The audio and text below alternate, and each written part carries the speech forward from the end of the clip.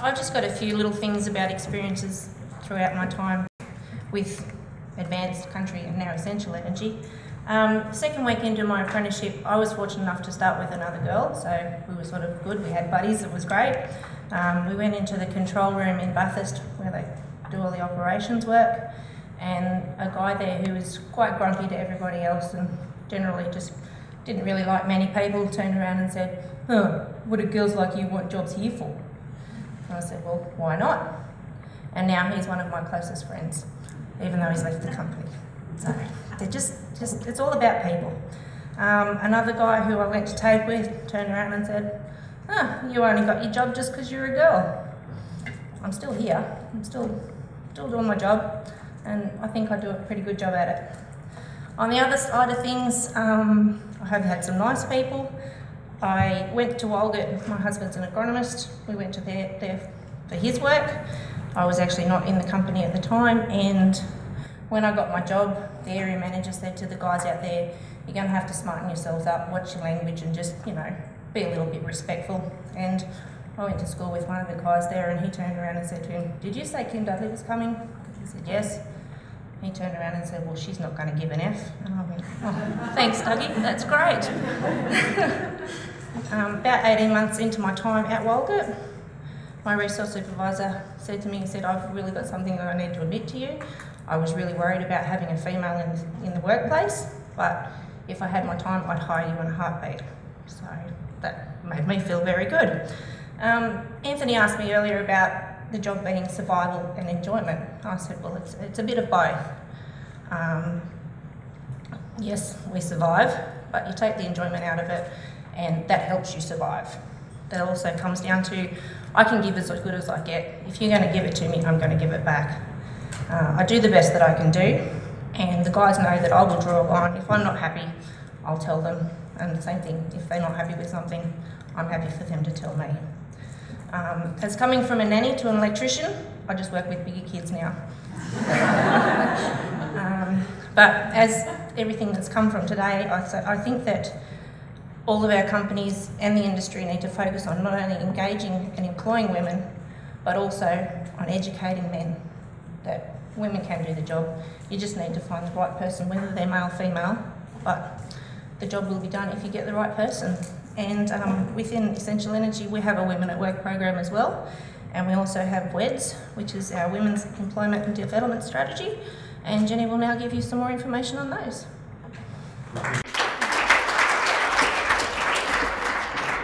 So your apprentices aren't so shy after all. What I'm going to talk to you briefly about today is a pretty quick cook's tour of our Women's Employment and Development Strategy, but also the network that strategy underpins. And also, I'll refer to it as a Women at Work network. It's been a bit of a journey to get here, but what I'm going to tell you about today is what it is, what it does, and how it works. The nuts and guts of it, if you like. The WEDS is it took us a long time to get to the point where we actually had something that would underpin some real meaningful activity within the business. Our Women at Work network came about probably in 2010 with a very small group of very committed women who were prepared to step forward and work hard at looking at recruitment and other issues that were affecting women within the business. From there, we'll fast forward a little bit, if I can work this, to where we are today. Now, our Women's Employment and Development Strategy wasn't guesswork. We did quite a bit of work to formulate it. We had over 30 face-to-face conversations with groups of women within the business over a 12-month period. We had online consultations and surveys that we rolled out to the wider business, including to all the men in the business. And we did a lot of research and data on best practice within the industry before we came up with our Women's Employment and Development Strategy. The worrying things that we found when we did all this research, it's a bit like if you don't want to know the answer, you shouldn't really ask the question, but we asked the question and we discovered that Essential Energy was had the second lowest male to female employment ratio of all network service providers in Australia, which is pretty poor. It was a bit of a surprise to me. We have over 900 women within our business, over 4,500 people working within Essential Energy. But more concerning was the results of our face-to-face conversations with women in the business. 11.5% of them said that they didn't feel that they were valued by their team. 18.2% told us that they didn't feel included in team activities or communications. 28% said that they didn't feel that they were equally respected within the business because they didn't have a trade background. And an overwhelming number told us that they were in possession of a great deal more capability and a lot of skills that they weren't being given the opportunity to use. So you can imagine there was a bit of an intake of breath at executive level when they came up with those figures. So what the executive did was commit to actually addressing those, to looking at the concerns and what women were telling us and what men were telling us from within the business, and having a crack at trying to sort that out. And that's where our Women's Employment and Development Strategy came in. We had 4 objectives under which we've got a number of actionable items that I'm now tasked with building a network, I'm building capability within a network to deliver on. And that's what I'm going to talk to today. So they all look very beautiful, but what do they actually mean? Under Objective 1, and I've only picked the eyes out of this isn't the entire strategy, but I've just picked out a few items that I could actually talk to that we're actually going to be able to engage women in helping to deliver. Things like equal employment opportunity sessions at our onboarding for our apprentices and anybody else coming into the business, family and safety days. But this development of a women's empowerment program, it sounds very, very nice, but how does that actually come about? Well, we've got a lot of capability within the women within our business. So what we're going to actually do is tap into that. We've got enough spooky smart, I like to call them, some spooky smart women within our business that can actually develop this program, and not only develop the program, but actually roll it out. We've got the capability to do that, and that's one of the items that we're committed to doing within the next 12 months. Increasing the representation of women, we've all talked about that all day today, how to go about it, how to do it.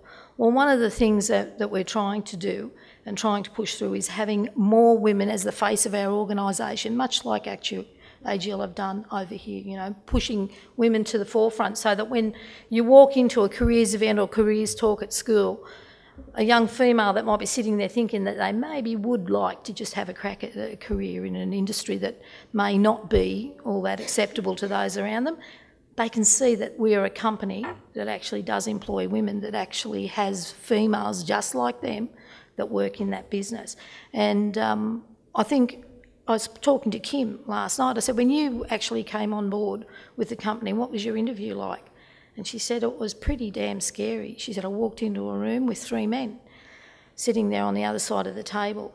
And she said, I found it really, really daunting. So one of the things we're trying to do is involve women within our network in the actual recruitment process, being the face of the women, being the face of the company, but actually sitting on panels. And I'll tell you why that makes good business sense as well.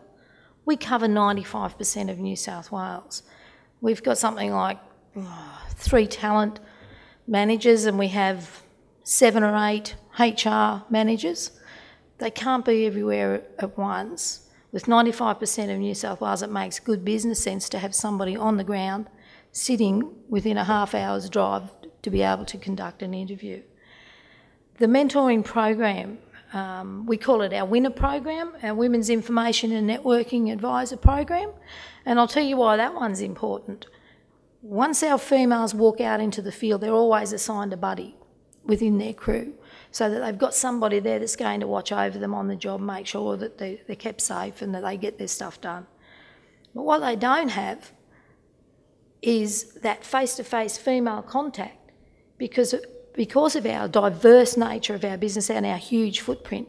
I know for a fact that Kim can go months without seeing another female that works within our organisation. That's pretty hard yakka, not being able to see yourself in anybody else around you when you're operating in a, sometimes quite a hostile environment. I mean, some of the places that we cover a pretty sparse and arid country, pretty rough country. And I know that Kim has a winner that she can call on the phone and they have a bit of a dialogue going every couple of months, and it's just a yarn. Sometimes, yes, it's about the job.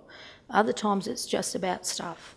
And it's just an opportunity for people like Kim to be able to talk to somebody just like them that's been there, done that, experienced that. So we're very pleased with our winner network. So anyone that comes into a trade position or a what we'd call a non-traditional role within the business is assigned a winner within our company. This one is very, very fluffy, but it has a lot of value. It gives our women within our business, especially within our Women at Work network, the opportunity to work on skill development, to actually develop projects, deliver on projects, etc. We've got a school to work program that we're about to embark on. Put your hand up if ever you did work experience at school. Put your hand up. Now, would I be wrong in saying that 90% of the time you were either making coffee, putting stuff in envelopes, doing some of the menial stuff, and it wasn't all that exciting? Would that be correct? Yeah.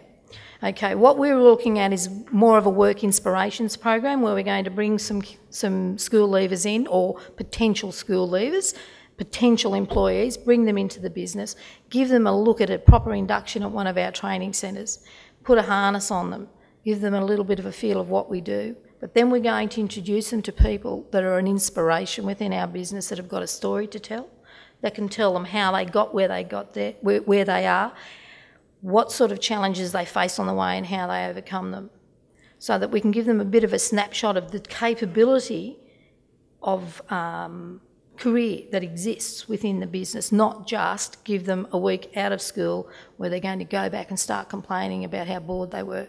We want them to go back and be our advocates, so that next year there's another 30 kids that are putting their hands up that want to come and do our work program.